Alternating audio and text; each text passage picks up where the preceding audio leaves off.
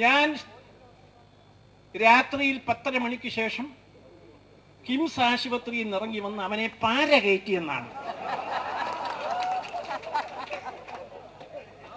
ഇവിടെ ഒരു ഡോക്ടറുണ്ട്, അവക്ക് കണ്ണു നോക്കാനേ അറിയത്തുള്ളൂ. ഈ പാര കയറ്റുന്ന ഭാഗം അവൾ കണ്ടിട്ടുണ്ട്, ഇല്ലെന്ന് പറയാനൊക്കെ കണ്ടിട്ടുണ്ട്. അവൾ ആ പാരയാന്ന് പറഞ്ഞുണ്ടാക്കിയത്. 7 ഡോക്ടർമാര് സർട്ടിഫിക്കറ്റ് ഉണ്ട് ഇന്നതാണെന്ന്. രാവിലെ പത്രം എടുത്താൽ 6 ബാലകൃഷ്ണപിള്ള പാര കയറ്റി. എനിക്കതന്നെയോ ജോലി. അവന്റെ പെങ്ങക്ക്, അവന്, അവന്റെ അളിയന്, അവന്റെ ഭാര്യയ്ക്ക്, അവൻ താമസിക്കുന്ന പുരയിടം ഞാൻ വാങ്ങിച്ചു കൊടുത്താ. അവന്റെ അച്ഛൻ മരണം വരെ എന്റെ കൂടെ ആയിരുന്നു, അവന്റെ കൂടെ അല്ല. കാരണം അവൻ അവിടെ കയറ്റിയിട്ടില്ല, അയാൾ പുറത്തായിരുന്നു. വാളാത്തുകാർക്കൊക്കെ അറിയാം, കൊട്ടാരക്കരക്കാർക്കൊക്കെ അറിയാം. അയാളെ അടിച്ച് പുറത്തിറക്കി, സ്വന്തം വെച്ച വീട്ടിൽ നിന്ന് അടിച്ച് പുറത്തിറക്കിയവനായവനും ഭാര്യയും. അയാൾക്ക് താമസിക്കാൻ വേണ്ടി ഉണ്ടാക്കി വീട്ടിൽ നിന്ന് തന്തയും തള്ളയും അടിച്ച് പുറത്തിറക്കി. മരിക്കുന്നതിന് 1 മാസം മുമ്പെങ്ങാണ്ട് അവിടെ കയറി ചെന്നേ, പിന്നെയും പുറത്തിറങ്ങി. യോഗ്യത. ഞാൻ എന്തിനാ ഇവനെ പാര ഇല്ലാതെ അവനെ ശരിപ്പെടുത്താമല്ലോ. പിന്നെ എന്തിനാ പാര? ഞാൻ ശരിപ്പെടുത്താമെന്ന് പറഞ്ഞാൽ കൊല്ലാമെന്നല്ല, അവനെ വളർത്തിയത് ഞാനാണെങ്കിൽ തളർത്താനും പറ്റുമല്ലോ. പതുക്കെ മതി. ഈ ഉമിക്ക് തീ കയറുന്ന പോലെ ആകാവൂ, പെട്രോളിന് തീ പിടിക്കുന്ന പോലെ ഒരു കാര്യവും ചെയ്യരുത്. ഉമിക്ക് തീ പിടിക്കുന്ന പോലെ മതി. അവനെ ശാരീരികമായിട്ടൊന്നും ഒരു വിഷയമേ അല്ല, അങ്ങനൊന്നും ചെയ്യുകയില്ല, ചെയ്ത് പരിചയമല്ല, ഒരിക്കലും ചെയ്യുകയില്ല. മനുഷ്യത്വം ഉള്ളതുകൊണ്ട് ഒന്നും ചെയ്യത്തില്ല, ആരും ചെയ്യത്തില്ല, നമ്മുടെ ആളുകൾ ആരും ചെയ്യത്തില്ല. പോലീസിനറിയാം എന്തൊക്കെയാ സംഭവിച്ചതെന്ന്. ഇവിടെ ആരാ പിന്നെ PC പറഞ്ഞത്? ആരാണ്ട് പറഞ്ഞു എന്നോട് പറയണേന്ന് പറഞ്ഞുകൊണ്ടാകുമ്പോ PC പറഞ്ഞത്. ഞാൻ ജയിലിൽ കിടക്കുമ്പോൾ ഞാൻ പാര കയറ്റിയെന്ന് പറഞ്ഞുണ്ടാക്കിയ മാർക്സിസ്റ്റുകാരൻ പറഞ്ഞത് കേട്ട് കുറെ പത്രങ്ങളും കുറെ ആളുകളും. എന്നിട്ട് TV ഭർത്താവ് മരിക്കാൻ റെഡിയായി, മരിച്ചു എന്ന് പറയുമ്പോൾ ഒരുങ്ങി ചാന്തുപൊട്ടുമെല്ലാം ഇട്ട് കണ്ണെല്ലാം എഴുതി മൂക്കൂത്തിയും കുണുക്കും ഒക്കെ ഇട്ട് TV എനിക്ക് കാണാമല്ലോ, TV ഇട്ട്. മാനേജർ അഭിപ്രായ വ്യത്യാസമുണ്ട്.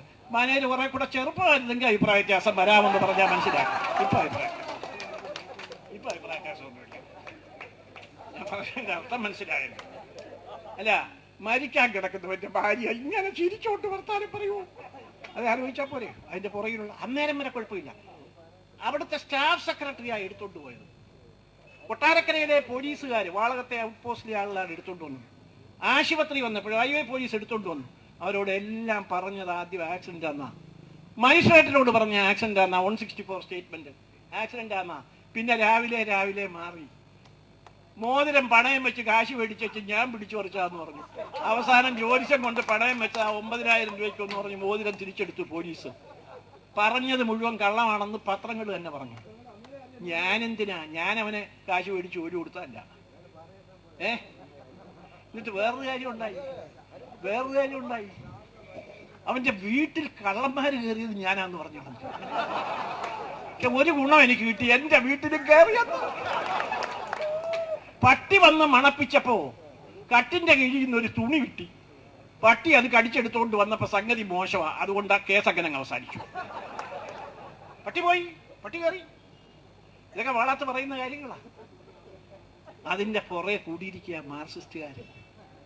CPI-ക്കാർക്ക് വലിയ ശല്യമില്ലായിരുന്നു, അവർക്ക് ആളില്ലാത്തോണ്ടും കൂടാ, കുറ്റം കൊണ്ടല്ല, ശല്യമില്ലായിരുന്നു മാർക്സിസ്റ്റ് പാർട്ടി.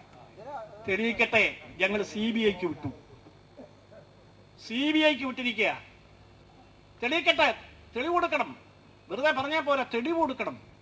കാറ് മുഴുവൻ അന്വേഷിച്ചു. എന്നാൽ അന്നേരം കാർ ഇടിച്ചതെന്ന് ഈ തെണ്ടി പറഞ്ഞിരുന്നെങ്കിൽ ആ കാർ അന്നേരെ പിടിച്ചേരെ പോലീസിനുള്ള സംവിധാനം ഉണ്ടായിരുന്നു. ഇത് കാറാന്ന് പറഞ്ഞില്ല, അന്നേരം പാരയാന്ന് പറഞ്ഞു.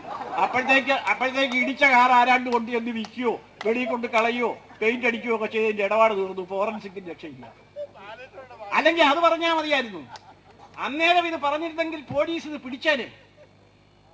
എന്നെ കാറിടിച്ചതാണ് എന്ന് പറഞ്ഞു. കാരണം ദൃക്സാക്ഷികളുണ്ട് കാറിടിച്ചേന്.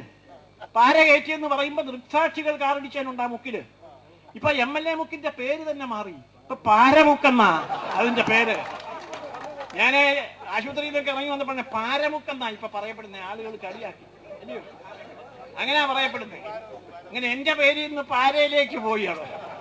അങ്ങനെ പോയി. ഒരു കമ്മ്യൂണിസ്റ്റ് പാർട്ടി നാണമുണ്ടോ? ഒരു കമ്മ്യൂണിസ്റ്റ് പാർട്ടി സത്യവും നീതിയും വെടിഞ്ഞിടുന്ന മനുഷ്യനെ ക്രുദ്ധനാം സർപ്പത്തെക്കാൾ ഏറ്റവും പേടിക്കണം എന്നാണ് ഹൈന്ദവർ പഠിച്ചു വച്ചിരിക്കുന്നത്. മഹാകവി പാടിയിരിക്കുന്നത് സത്യധർമാദികൾ വെടിഞ്ഞിടും മനുഷ്യനെ ക്രുദ്ധനാം സർപ്പത്തെക്കാൾ ഏറ്റവും പേടിക്കണം. ക്രുദ്ധനാം സർപ്പത്തെക്കാൾ. ജയിലിൽ കിടന്നിട്ട് എന്നെ നിരപരാധിയായ എന്നെ ജയിലിൽ കൊണ്ടിട്ടു, ഞാൻ കാശ് മേടിച്ചെന്ന് കേസില്ല. ഉമ്മൻചാണ്ടി നിയമസഭ പറഞ്ഞു, ആർ ബാലകൃഷ്ണൻ